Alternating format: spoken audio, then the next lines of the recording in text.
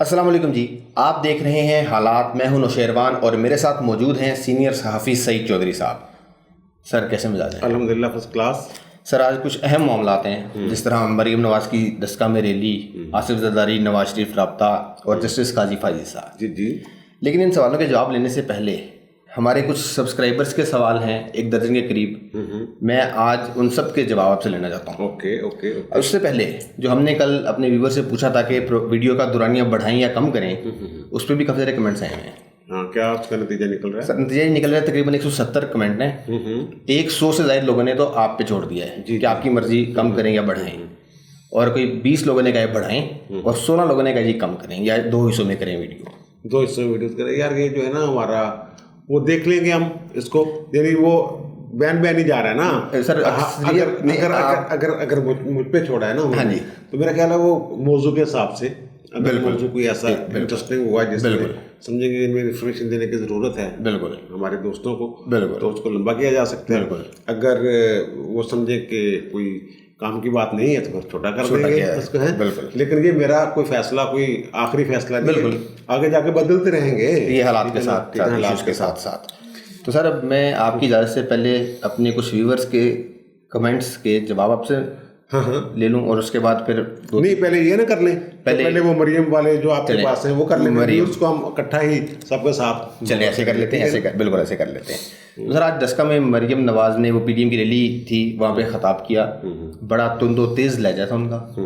अच्छा यार, तुंदो तेज लहजा था, लेकिन ये देखें आप कि उसमें पीडीएम के सारे रहनुमा मौजूद थे, यानी जो इन्होंने तय किया है कि मिलके सारा कुछ करना है। तो उसमें पीपल्स पार्टी के कायरा साहब थे, बिल्कुल एएनपी के भी थे, ठीक है ना, मियां इफ्तिखार साहब और दीगर लोग भी मौजूद थे। और इन्होंने एक अच्छा कल जेस्चर दिया है कि आज ही बल्कि जी जो कागजात नामजदगी हैं, हाँ जी, यूसुफ रज़ा गिलानी के, वो तजवीज़ और तईद की निंदा पीपल्स पार्टी के राजा परवेज़ अशरफ साहब और शहाद का काना बासी। बिल्कुल।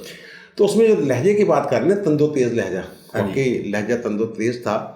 उन्होंने निके कब्बा की भी बात की, बिल्कुल निका के भाई की भी बात की, और उन्होंने, लेकिन जो मरियम के अब्बा ने बात की है ना, वो उन्होंने बात नहीं की।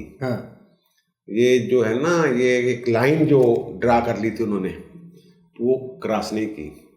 आपको याद होगा मुझे शहबाज शरीफ ने बाकायदा नाम लिए थे जनरल बाजवा के, चीफ ऑफ आर्मी स्टाफ कमर जवेद बाजवा, और आईएसआई के चीफ फैज़ हमीद के। फिर उन्होंने 2 दफ़ा नाम लिया था उन्होंने, 2 मुख्तलिफ मौके पे। फिर उन्होंने कहा कि हमें कहा जा रहा है नाम ना लें। फिर नाम उसके बाद उन्होंने लेने छोड़ दिए। फिर वो निके के अब्बा उधर ही बात घूमती रही है। मरियम ने भी आज जो है ना निके के अब्बा की भी बात की है, भाई उन्होंने बना दिया है आसम जब बाजवा को, ठीक है ना, वो और पिज़्ज़ा वाली बात उन्होंने सारी की है। और जो उन्होंने ये कहा कि वो अपना बयानिया उन्होंने जो दोहराया है कि हमारी लड़ाई इमरान से नहीं, काका तो पीछे हो जा, साड़ी बड़िया नु लड़न दे। बड़ों से मुराद उनकी वही है जिनका वो नाम नहीं ले रही थी। तो बहरहाल ये एक बड़ा जलसा था। वो मैंने उनकी फुटेज देखी है, टीवी पे तो नहीं आई वो फुटेज, लेकिन वो उनके सोशल मीडिया में पड़ी हुई है, मैंने खुद ट्वीट की हुई है। तो वो छतों पे लोग खड़े हैं, गुलपोशी हो रही है, वो एक बड़ा काम था। मैं इसलिए इसको मजीद बात नहीं करना चाह रहा, तवील नहीं करना चाह रहा हूँ कि आपके पास सवाल आप कह रहे हैं, ठीक है। लेकिन सर मरियम से मुतल्लिक एक सवाल मेरे ज़हन में उठा, फिर वो मौलाना फजल रहमान वाली बात से, जिस तरह उन्होंने कहा था कि तहरीक होती है, इसने मरियम ने भी आज कहा कि लॉन्ग मार्च इमरान खान की हुकूमत को गिराने की आखिरी वो चांस होगा हमारे पास। अच्छा, यानी इसके बाद हम भाग जाएंगे यार। यार मैं माफ़ी चाहता हूँ नौशेरवां, ये वो है तकरीर, हाँ जी, जो स्पेन में कश्तियाँ जलाते हुए की गई थी। अच्छा ठीक है, कि आखिरी मौका या हम गाजी बन के फाते होंगे, बिल्कुल, या फिर शहीद हो जाएंगे, भागना नहीं है हमने, ठीक है। ये यार ये मोटिवेशनल तकरीर थी। उन्होंने कहा कि आखिरी मौका, यानी इतना भरपूर अंदाज में इसको करना है। आप उसका यार फिर सियाको सवाक से हट के बात करते हो, लहजा भी देखना होता है यार। जी बिल्कुल बिल्कुल, ठीक है ना, बॉडी लैंग्वेज भी देखनी होती है। और उसका सियाक, उन्होंने ये कहा है कि अगर ये नाकाम हो गए तो फिर यही तौर पर मुसल्लत रहना, फिर ना कहना अब हमको पैगाम था कि वो 26 मार्च को निकले, ठीक है, ये था। वो कहते हैं ना भाई कि ये ना होया तो फिर इंजी रहना, हाँ जी। वो उसने कहा है। ठीक है। अच्छा सर, दूसरा मामला ये है कि नवाज शरीफ साहब और आसिफ जरदारी साहब का टेलीफोनिक रब्ता हुआ है, और अब नवाज शरीफ साहब ने कह दिया कि जरदारी साहब जिस तरह तुम्हारी मर्जी। अच्छा जी, अब आप आज खबर लेके आ गए, ये 4-5 दिन पहले जब इनका इजलास था पीडीएम का सरबराह इजलास, और आप कह रहे थे जनाब जिसमें मेरी और आपकी थोड़ी सी तलखी भी हो गई थी, तो मैं कह रहा था यार उसको उन्होंने उसको ये नहीं मुस्तरद नहीं की उसकी ये तजवीज़ कि हम इन्हें उस तब्दीली लाने वाली, उसको कहा कि यार तू अपने काम पे लगा रहा है, बिल्कुल सानू ये काम करन दे, जो तेरे को बंदे पूरे हो जाएंगे तो कर लांगे। अब भी उन्होंने ये कहा है जो यूसुफ रज़ा गिलानी के कागजात हुए ना जो कौमी असम्बली, जी ज़रा उनका इंतखाब कौमी असम्बली ने करना है, इस्लामाबाद की सीट है। तो भाई जी इन्होंने ये कहा है कि हमारे पास 22 पीटीआई के ऐसे अरकान असम्बली हैं जिन्होंने हमारे साथ राब्ते में हैं, और वो यूसुफ रज़ा गिलानी को वोट देंगे। पीटीआई के उनको उम्मीदवारों को वोट नहीं देंगे। ठीक है, इस पे बात हुई है कि भाई आप कह रहे हैं 22 हैं, तो फिर ये तो एक तरह से पता चल ही जाएगा, ये वो टेस्ट हो जाएगा। बिल्कुल ठीक है ना। हाँ जी, अगर आपके पास इतने बंदे हैं तो फिर हम उसके बाद सोचेंगे। बिल्कुल ठीक है, ओके, हाँ ठीक है, ठीक है। यानी ये 3 मार्च को फैसला होगा, वो टेस्ट केस। ठीक है सर, वो जस्टिस काजी फायज ईसा साहब, हाँ जस्टिस काजी फायज ईसा का 2 इशू हैं। एक तो उन्होंने खत लिखा है कि 5 रुकनी बेंच जो है उसमें जो वज़ीर आज़म के खिलाफ सुओ मोटो था, हाँ जी, तो उसकी फाइल तो मेरे तक पहुंची नहीं, मेरे बाला बाल ही फैसला हो गया। ये जो है मैंने कल जिक्र किया था अपने वीलाग में कि 1989 की एक जजमेंट है, उसके तहत इनको नहीं निकाला जा सकता था, वो वायलेशन है, और इन तक जब तक फाइल ना आए उस जजमेंट की कोई अहमियत नहीं, वो मसला बनेगी आके जाके। और दूसरा ये है कि जो चीफ जस्टिस हैं उन्होंने जो नया रोस्टर जारी किया है जन जजों की, उसमें उनका नाम है 14वें जज हैं जो इस्लामाबाद में काम करेंगे, लेकिन वो कोई अदालती काम नहीं करेंगे, अदालती काम उनसे वापस ले लिया। अब ये जो है ना अदालती काम वापस लेने वाली बात, जो 89 वाली जजमेंट है, थोड़ा सा मैं उसका जिक्र कर दूं, बात बहुत लंबी हो जाएगी। उसमें ये तय पाया था किसी जज को इस वजह से नहीं निकाल सकते कि आप कहेंगे जनाब ये जानबदार हो सकता है या तस्सब है। जज को आप नहीं कह सकते, कोर्ट नहीं कह सकती, जज खुद चाहे तो उसको ना सुने। बिल्कुल, इस पे एक फुल कोर्ट की जजमेंट है, एक कानून है, लेकिन यहाँ उसको वो निकाल रहे हैं। नंबर 1 बात ये, जस्टिस काजी फायज ईसा ने जब इनका वो जुडिशियल काउंसिल में रेफरेंस वाले के खिलाफ केस था 10 रुकनी बेंच के दरमियान, उस वक्त वो 12 या 13 रुकनी बेंच था, उन्होंने 2 जजों पर एतराज़ किया था, एजाज अल हसन पे कि जिन्हें बैठे और सरदार तारक मसूद पे। वो वजह ये थी कि वो अगर काजी साहब को निकाल दिया जाता तो उन दोनों जजों को उसका फ़ायदा होना था। तो उसके बाद वक्फा लिया उन्होंने थोड़ा सा, थोड़ी देर बाद वापस आए तो सरदार तारक मसूद ने कहा कि मैं तो खुद ही उठने वाला था, ठीक है ना। तो जस्टिस एजाज अल हसन ने कहा कि मैं आपके एतराज़ की वजह से नहीं उठ रहा, मैं खुद फैसला कर रहा हूँ। वही जजमेंट 89 वाली। अब वो जजमेंट कहाँ है? दूसरी बात यह कि जब किसी से काम वापस ले लिया जाता है ना, ये 2 मुख्तलिफ मौके पे हुआ, फिर वो बंदा रहने नहीं देते उसको, ये फैसला कर लेते हैं, ठीक है ना। ये एक तो 20 मार्च की एक जजमेंट थी 1996 की अल जहाद ट्रस्ट केस में, उसमें इन्होंने कुछ उसके नतीजे में कुछ 20 जज ले ऑफ कर दिए थे, जिन्होंने उसको काम तफवीज़ नहीं किया जा रहा था, फिर वो 20 फारग हो गए थे। फिर सजाद अली शाह वाला केस था 97 में, वो कोयटा बेंच ने उनको काम से रोक दिया था, फिर वो पट्टा चलता रहा, 2 अदालतें लगती रहीं, एक उसकी एक उनकी। तो उनके साथ 2 जज थे, जस्टिस आरफ और जस्टिस मुनीर शेख, वो 3 रुकनी बेंच बना के बैठे हुए थे अपने, बाकी 10 जज जो हैं वो अलहदा अपना काम कर दें। 10 जज के खिलाफ हो गए। अब भी यही सूरत हाल है, अब भी जो इनके हम ख्याल है ना काजी साहब के, वो 2-3 जज हैं, अच्छा दबंग जज हैं, लेकिन नाम नहीं लूंगा, बेचारों को मुश्किल में डाल। बिल्कुल बिल्कुल, तो वो पता चल जाएगा जजमेंट से, पता चल ही रहा है ना यार लोगों को। बाकी जो हैं 1-2 और बाकी सारे इकट्ठे हैं और जस्टिस गुलजार के साथ, जब अगर उन्होंने फैसला कर लिया इनको हटाने का, तो फिर ये इन्होंने होना है 2024 में रिटायर होना है। इतनी देर तक उनको काम से नहीं रोका जा सकता, ये कोई बड़ा काम डालेंगे। तो उस पर मैंने वैसे 20 लाख कर दिया, तो 6 लाख उसमें दे दिए। ठीक है ना, ठीक है, तो वो मैं देख लेंगे। तो सर ये बड़े काम के तो बड़ा नुकसान भी होगा मुल्क को। यार नुकसान यहाँ कौन देखता है, हाँ, बात देखते तो हैं। अब अगर मैं ये बताऊं कि जो बेंच है 5 रुकनी, उसमें से कौन सा जज कौन से रिटायर्ड जज से मिला है और उस रिटायर्ड जज का क्या मामला है, ये बातें मैं अगर बताने लग जाऊं तो फिर यार वो पहले किसी दोस्त ने कहा अपने आप को मुश्किल में ना डाला करें। बिल्कुल बिल्कुल। कौन सा उनका नाम है गोहर ज़मीर। हाँ, उन्होंने कहा हमें खबर देने के चक्कर में अपने आप को मुश्किल है ना। हाँ तो वो यार बस ये मनी लॉन्ड्रिंग हर जगह ही हो रही है यार महकमे में। ओके, और यारी दोस्ती होती हैं, ठीक है ना, और इकट्ठे कमरे में बंद करके वो आपस में रो भी लेते हैं, गले भी मिल लेते हैं। तो बस ठीक है यार, चलिए सर, अब चलते हैं सर अपने व्यूवर्स, अपने सब्सक्राइबर्स के सवालों की तरफ। तो सर सबसे पहले अरशद कियानी साहब हैं। जी कियानी साहब, और उन्होंने सवाल आपसे किया है कि अगर जस्टिस मोहसिन अख्तर कियानी की जगह मरहूम MR कियानी होते तो वो इस तरह के पैगाम पे क्या जवाब देते? अच्छा, हाँ, मोहसिन अख्तर कियानी का वो केस सुनने से असद दुरानी का इनकार कर दिया। उनका जी कुछ वजूहात हैं जो मैं बयान नहीं कर सकता, ठीक है ना, उससे वो नतीजा वही समझे ना, कोई मसला होगा ना। तो MR कियानी मोहम्मद रुस्तम कियानी वो चीफ जस्टिस थे लाहौर हाई कोर्ट के। वो दरअसल ना जुडिशरी में ऐसे नहीं थे, वो सिविल सर्विस के बंदे थे। उस वक्त इकट्ठा होता था, यानी वो ब्यूरोक्रेट थे और फिर वो इधर आ गए थे अदलिया में। तो वो बड़े दिमाग थे।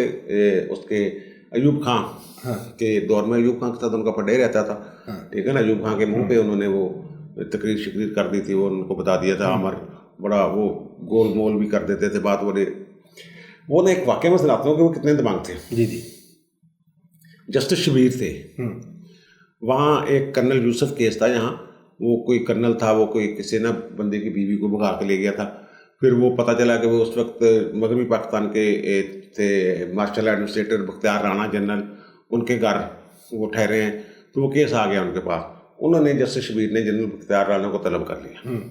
इस पर अटॉर्नी जनरल पाकिस्तान ने गवर्नर हाउस में कोई तकरीब थी शाम को, तो MR कियानी से कहा कि जनाब ऊपर जो है ना बड़ा गुस्सा पाया जा रहा है, तो ये आपने के बंदे ने क्या किया। तो दूसरे दिन उन्होंने जस्टिस शबीर को बुलाया।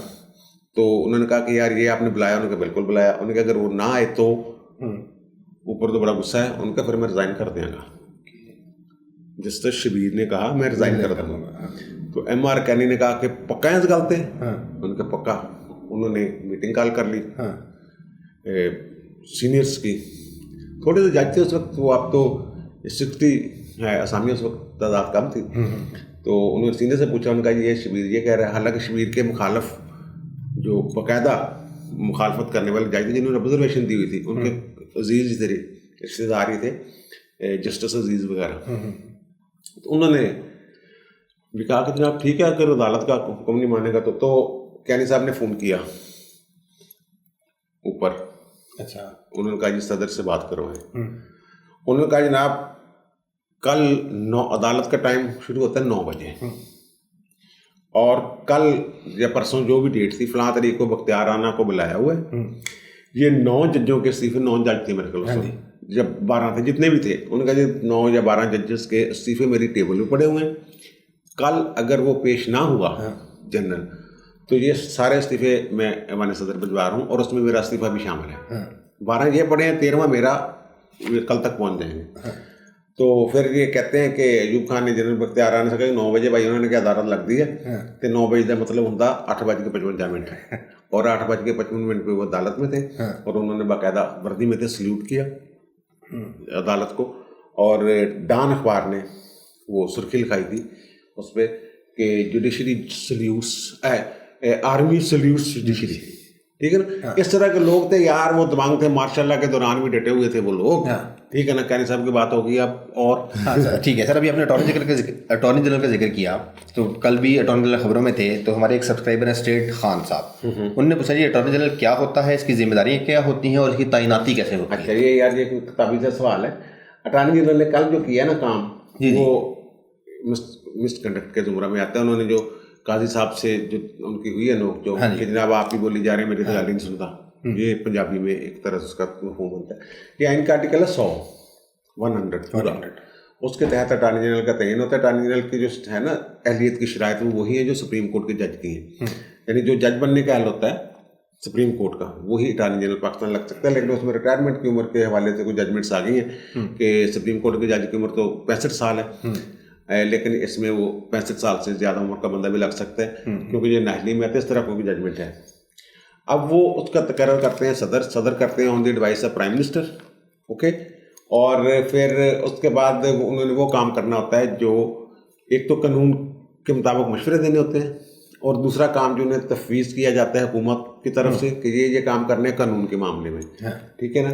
और एक काम ये है कि वो पाकिस्तान की तमाम अदालतों में पेश हो सकता है, और फिर वो अगर रिज़ाइन उसको निकाला जा सकता है जब चाहें, वो जब तक यानी हुकूमत खुश है उस वक्त तक वो रहेंगे, जब उनकी खुशनुदी तक ना उन्होंने काम करना होता है। और फिर असल में जो अटॉर्नी जनरल और एडवोकेट जनरल होते हैं ना, इनके बारे में जो एक आम तासर है वो ये है कि ये हुकूमत, क्योंकि ये वकील होते हैं, अदलिया के साथ इनके रवाबत होते हैं, बिल्कुल जजेस क्योंकि सीनियर लोग भी होते हैं, इनके बारे में ये तासर है कि ये अदलिया और हुकूमत के दरमियान, हुकूमत के तो नुमाइंदे भी होते हैं, अदलिया और हुकूमत के दरमियान पुल का काम करते हैं। बिल्कुल पैगाम जो खुलेआम नहीं दिया जा सकता वो ये करते हैं। जैसे कि वो शाद खकान अब्बासी की मुलाकात हुई थी साकम निसार से, ठीक है ना, तो मुलाकात अरेंज किसने की थी उस वक्त? अटॉर्नी जनरल अशतर रसाफ़ अली साहब, ठीक है,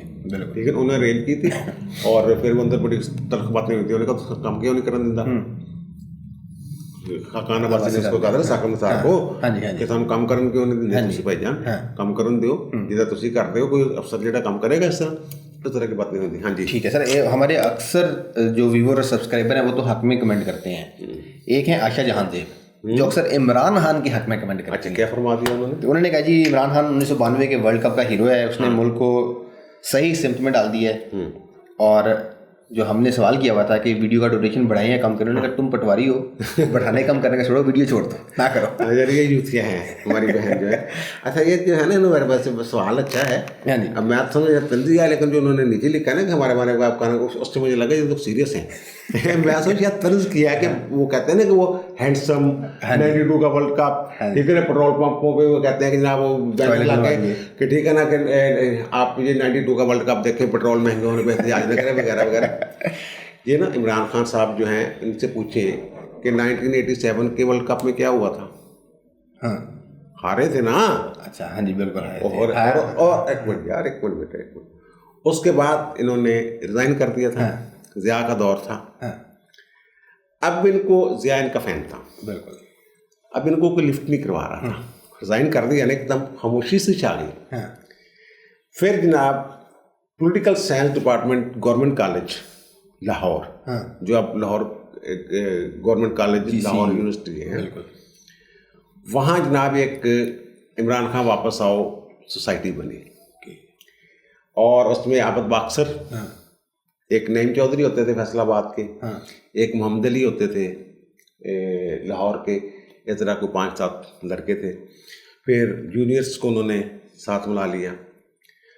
तो उन्होंने जनाब फिर इमरान खान के पास, वो भी एहतजाज करने गए इमरान खान के पास, और इमरान खान ने उनको चाय शाय भी पिलाई, मुलाकात भी की। और इमरान खान शायद वो वहाँ सोसाइटी थी जिसके बंदों को चाय पिलाई गई, चाय नहीं पिलाई, खुद नाश्ता लेके बैठ जाते हैं, नाश्ते के टाइम जब मिल जाते हैं तो खुद पूछते नहीं कि यार आपने लेना है, और वो अपना काम कर रहे हैं। अब वो जो कमेटी है ना, वो सारे मेरे ना जानने वाले थे, ठीक है, तो वो कमेटी इमरान खान ने ही बनाई थी। ओके, आपने इमरान खान ने कहा कि यार मेरा तो मसला ख़राब हो गया, मेरी तो तुसी भी कुछ करो। इन्होंने फिर वही आवाज़ चुकी थी, और ये बिल्कुल 130% बात है कि ऐसे ही हुआ था। तो अब फिर वो ज़िया हक ने कहा कि यार वापस आओ, ज़िया हक ने, लेकिन ये इन्होंने जब देखा कि खामोशी है तब एक सोसाइटी बनवा दी, ठीक है ना, वो इमरान लवर्स या इमरान खान वापस आओ, हाँ जी, इस तरह का नाम था उसका। और फिर नाम मैंने बता दिया, आबद बाक्सर से पता कर लें, बड़ा मशहूर आदमी है, ठीक है ना। तो ये होगी बात। दूसरा ये है कि अगर ये समझे वर्ल्ड कप जो है वो जीता है, अब कितनी नाकामियों के बाद इन्होंने जीता है कि इसको छोड़ दें, अब नाकाम हो रहे हैं, छोड़ दें। नाकामियों से दिल बर्दाश्त होकर 87 में इन्होंने रिज़ाइन कर दिया था। फिर 87, 8, 9, 90, 5 साल तक इन्होंने फिर अपने गले में पता नहीं जनूबी अफ्रीका जब उसमें वेस्ट इंडीज के दौरे पे चले गए थे 87 में। अब फिर ये अगर करना चाहते हैं ना ये, अगर उसी को दलील बना रहे हैं इनका कि इन्होंने वर्ल्ड कप जीता था नाकामियों के बाद, तो फिर इन्होंने एक नाकामी के बाद रिजाइन भी कर दिया था, बिल्कुल घर भी बैठ गए थे, ठीक है ना। अब अगर वही दलील यहाँ फिट कर रहे हैं तो फिर इनको चाहिए कि वो नाकाम हो गए हैं ये 28 साल में, अब ये रिजाइन कर दें, रिजाइन करके 5 साल नेट प्रैक्टिस करें, ठीक है ना यार, 5 साल फिट हो रहे हैं, बिल्कुल वो भी 5 साल थे, अभी 5 साल फिर नेट प्रैक्टिस करें, लोगों देखे क्या करते हैं, कमेटी बनवाई फिर हाँ नहीं कमेटी तो फिर यही वो आपकी हमारी आयशा जहांज़ेब जो हमारी बहन है, यही वो कमेटी बना लेंगी, कहने की जरूरत नहीं है, जैसे बड़े वो इनके चाहने वाले हैं, तो फिर वो कमेटी एहतजाज करेगी, इमरान खान वापस हो जाए सियासत से, दिल किनारा काश होकर चले जाए बरतानिया, जाकर अपने बच्चों के पास रहें, ठीक है ना। इनके बच्चे पाकिस्तान में नहीं है ना, बाकियों कहते हैं थोड़े बच्चे बाहर नहीं आए, अपने पाकिस्तान चले हैं। तो बल्कि किसी ने कहा था टेरियान पे भी किसी दिन बात कर देना, टेरियान वो अमेरिकी अदालत ने ना फैसला दिया हुआ कि इनकी बेटी है सीता वाइट में, बिल्कुल चले, तो वो जी वे यही एक तरीका है। आयशा जहांज़ेब जो है ये इसी तरह बहन या बेटी ये हो सकता है कि ये रिजाइन करें, वो फिर तारीख दोहराएगी ना अपने आप को, बिल्कुल तारीख अगर जब दोहराती है, यानी 87 में रिजाइन, 92 5 साल बाद फातेह, अब 21 में रिजाइन और 5 साल 26 में दोबारा और बेहतरीन वज़ीर आज़म होगा, फिर इनकी मंतक करेगा। जी ठीक हो गया सर। एक और है हमारे सब्सक्राइबर खालिद राणा खान, उन्होंने कहा जी इमरान खान साहब ने कल दोबारा लाहौर में 12 मौसम गिनवा दिए, मेहरबानी करके हमें यार वो तो आपकी वो नहीं सरताज क्या नाम, सरताज गुल, हाँ उन्होंने सरताज गुल, हाँ उन्होंने सरताज गुल ने और किसी और ने भी शायद गिनवा दिए थे, जनवरी फरवरी मार्च अप्रैल जून जुलाई अगस्त सितंबर अक्टूबर नवंबर दिसंबर, मुझे आते हैं 12 हाँ, इनको भी आते हैं। हाँ ठीक है सर। अरशद इसहाक साहब हैं, उन्होंने कहा जी 48 घंटे में 2 दफ़ा 5 माह में 5 रुपये बिजली का इजाफा, शुक्रिया किसका अदा करना है? शुक्रिया आज मरियम ने बता दिए, सिलेक्टर्स का। अच्छा सिलेक्टर्स का निके देबा था यार, निके देबा ठीक है।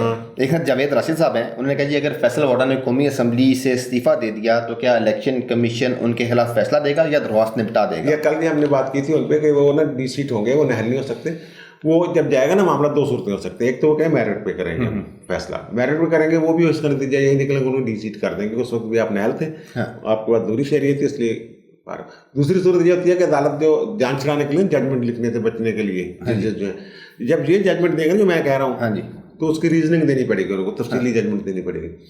और अगर वो दूसरी होगी, वो कह देंगे जनाब ये इन्होंने रिजाइन कर दिया अब क्योंकि मेंबर नहीं रहे, इसलिए ये गैर मौसर होगी ये दरखास्त, तो इसको निपटा रहे हैं, 3 लाइनों में वो फैसला करके फारिग कर देंगे। ये दोनों सूरतें हो सकती हैं, उनको होना कुछ नहीं, यानी वो नहल नहीं होते, परमानेंट, एक दफ़ा डी सीट होते, एक दफ़ा सीट से फारिग कर देंगे। ठीक हो गया सर। हमारी हर वीडियो पे फर्स्ट व्यूवर रिजवान नज़ीर साहब, जी उन्होंने पूछा नवाज शरीफ साहब वापस कब आ रहे हैं, आपका क्या ख्याल है? रिजवान नज़ीर साहब ने पूछ लिया यार, ये हालात बनेंगे, बेहतर हो जाएंगे तो वो वापस आएंगे, अभी तो उनका हालात चल रहा है, देखे ना पहले खबरें चल रही थी ना सऊदी अरब जा रहा है फरवरी में, पहले हफ्ते ये वो जंग जैसे अखबार ने फ्रंट पेज पे छपी थी खबर, उस वक्त हमने कहा वो कहीं नहीं जा रहे, वहीं रहेंगे, अभी कहीं नहीं जा रहे, उनको डॉक्टर इजाज़त ही नहीं दे रहे, और ये तो वो कहते हैं ना इजाज़त नहीं दे रहे, वो चलते फिरते तो नजर आ रहे हैं ना, एक्टिव भी हैं, माहौल बनेगा तो माहौल बनेगा तो आ जाएंगे, वो शहीद होने के लिए नहीं आएंगे पाकिस्तान, ठीक है ना, जेल काटने के लिए आएंगे, ठीक है, जब हालात बेहतर होंगे वहाँ,